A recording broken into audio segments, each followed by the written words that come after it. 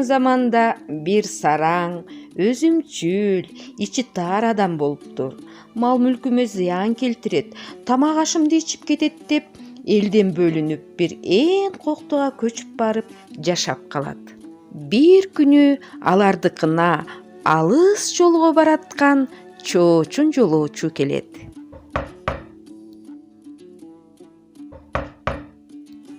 Жолоочу алыс жакка бара жатканын, тамактанып тыныгып алгысы келгенин айтат. Жатсаң жат деп кыйналып жатып уруксат беришет. Чарчаган жолоочу тез эле жатып уктап калат. Катуу уктаганына көзү жеткен соң кемпири күндөгүдөй эле экөөнө ченеп суу куюп, ченеп эт салып тамак бышырат.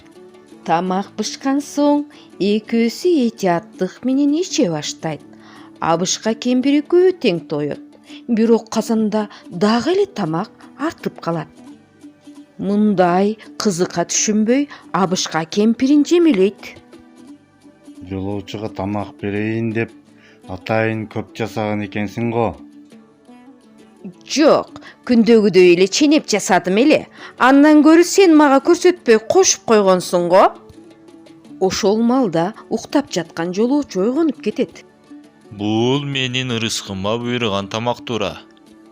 Коноктун ырыскысы өзү менен деген ушул. Мага бербейин дегениңер менен мага буйруган тамакка айла жок экен. Абышка кемпир ошондон кийин келген конок өз ырыскысы менен келерине түшүнүшөт. 9 жолдун тоомуна көчүп конушат. Жолдон өткөн арып ачкандарга бар тамагын аябай берип, элдин алкышын алып жашап калышкан экен.